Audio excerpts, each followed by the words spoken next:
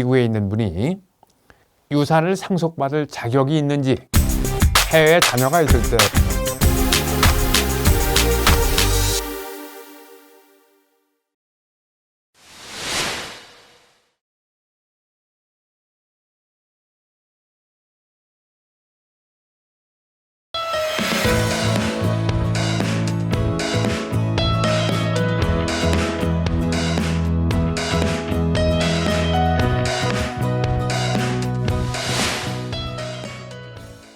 이번엔 조금 특수한 상황을 생각해 보려고 합니다. 이제 우리나라가 그냥 국내에서만 활동하던 그런 시대를 넘어서서 글로벌 사회의 이제 일원이 되어 있기 때문에 유언 상속 관련해서 어떤 일들이 종종 발생하게 되냐면, 해외에 계시는 분이 상속인이 될 경우도 있고요.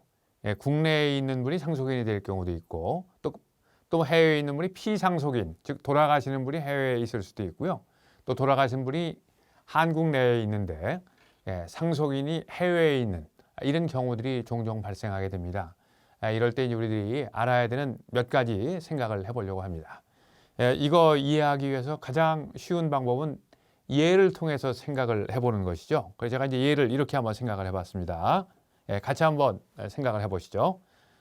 1955년생의 제임스 박입니다. 30년째 뉴욕 거주하는 미국 시민권자로 의사고요. 아버지는 한국에 계십니다.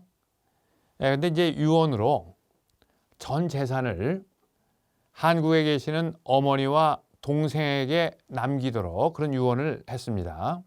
전체 가지고 계신 재산은 한 45억 정도가 되고요.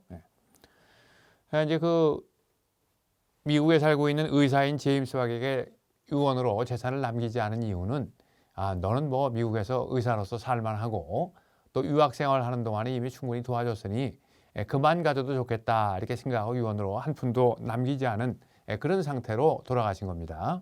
자, 이때 이제 제임스 박의 입장에서 돌아가신 분은 한국에 있고요. 상속을 받을 자격이 있는 분은 미국 시민인데, 이럴 때 이제 미국에 있는 분이 유산을 상속받을 자격이 있는지. 두 번째 질문은, 자, 유언을 통해서 유산을 한 푼도 남기지 않겠다 이렇게 이제 하고 유언을 남기고 아버지가 돌아가셨는데, 그 유언에도 불구하고 일부 재산을 받을 수 있는 것인지, 이 두 가지를 중심으로 한번 생각을 해봅니다. 자, 우선 답부터 말씀드리면, 피상속인이 한국에 있고 상속인이 해외에 있는 그런 경우에는 상속인이 상속을 받을 수 있다. 국적과 상관없이 상속을 받을 수 있다 하는 게 답입니다. 근데 이제 유언에서 한 푼도 안 남겨주겠다 이렇게 했는데, 그거 유언을 넘어서서 받을 수 있을까? 받을 수 있습니다. 우리 법에 보면 유류분이라고 하는 그런 제도가 있죠. 유언으로는 한 푼도 남겨주지 않겠다 이렇게 유언을 했지만, 미국에 있는 제임스 박이 나는 유언에도 불구하고 한국 민법에 명시된 그런 내용들은 내 권리를 행사해야 되겠다 이제 이렇게 생각을 하면, 유류분 청구 소송이라고 하는 것을 통해서 자기가 받을 수 있는 법정 상속분의 2분의 1을 받을 수 있는 그런 권리가 있게 됩니다.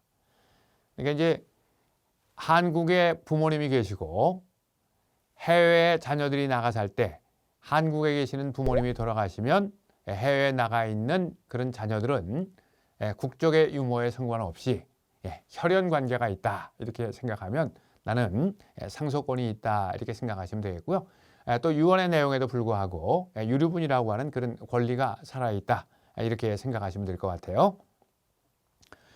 이제 그 다음 단계는, 그 다음 상황은 어떤 상황이냐면, 조금 전에 제가 예를 들었던 것은 재산을 가지고 있는 분이 한국에 계시는 분이었고요.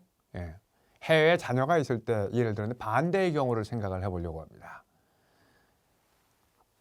이런 상황을 한번 생각해 보죠. 미국에서 의사로 살고 있는 한 사람이 미국에 재산을 꽤 많이 남겨놓고 죽었습니다. 근데 홀홀단신이에요. 남아있는 사람은 누가 있냐면 한국에 부모님만 있습니다. 자, 이 부모님이 미국에 살고 있던 자식이 남겨놓은 재산을 상속받을 수 있느냐 하는 겁니다.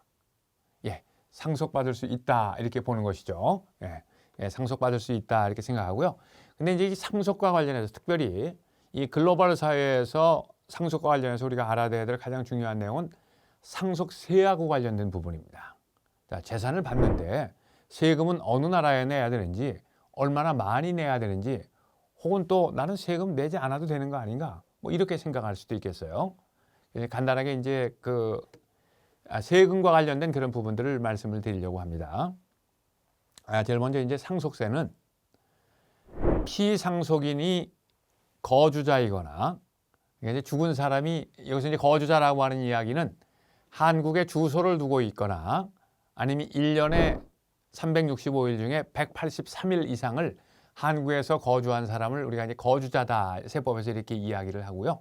그 이외의 사람들을 비거주자다 이렇게 이야기를 합니다. 그러니까 거주자가 상속인이나 피상속인이 거주자거나 아니면 재산이 한국 내에 있으면, 상속 재산이 한국 내에 있으면 세금을 내야 됩니다. 그러니까 세금 내지 않아도 되는 경우는 어떤 경우냐면 거주자도 아니고 재산도 한국 내에 하나도 없는 그런 경우에는 한국의 상속세하고는 관련이 없다 이렇게 생각하고 접근을 하시면 될 것 같아요. 자, 그래서 이제 내가 거주자냐 비거주자냐, 상속인의 입장에서 그걸 좀 먼저 판단하셔야 될 거고요. 그 다음에 돌아가신 분이 거주자냐 비거주자냐 이것도 판단을 해보셔야 되겠고요. 그 다음에 상속 재산이 한국 내에 있느냐 없느냐 이렇게 생각하시면 돼요. 그래서 이걸 가지고서 이제 세금이 결정된다 생각하시고, 이제 사실 이 부분들은 국가 간에 이를테면 미국에 세금을 냈는데 한국 내에 이중과세를 2번 또다시 세금을 내야 되느냐 하는 이런 문제들은 국가 간에 세금 협약이 되어 있습니다. 이런 것들을 잘 이제 살펴봐야 되기 때문에 그런 내용도 여기서 다 다룰 수가 없겠고요. 그런 상황이 되면 내가 이러한 문제들이 있겠구나 생각하시고서 세금 전문가의 도움을 받으시면 여러분들이 쉽게 해결할 수 있겠다 생각이 됩니다. 그다음에 이제 상속세와 관련해서 한 가지만 더 말씀드리면, 이게 상속세 공제라고 하는 게 있습니다. 그런데 이제 피상속인이 죽은 분이 비거주자인 경우에는 이게 공제가 상당히 줄어듭니다. 그러니까 2억 원의 기초공제 이외에는 다른 공제가 인정되지 않는다 하는 것도 알아두시면 좀 도움이 될 것 같고요. 근데 이제 상속인이 거주자인 경우에는 상당 부분 이제 상속 공제가 있기 때문에 남긴 재산의 크기가 그렇게 많지 않다고 하면 경우에 따라서 상속세를 내지 않아도 될 그런 가능성도 있다. 이렇게 여러분들 알아두시면 도움이 되겠네요. 자, 이제 우리 오늘 공부한 내용은 꼭 상속인이나 피상속인이 국내에 있으리라는 보장이 없고 다른 국가에 있을 가능성이 있을 때 우리가 이제 어떻게 이해하고 어떻게 접근해야 이 문제들을 잘 풀 수 있겠는가 하는 내용들을 생각을 해봤습니다.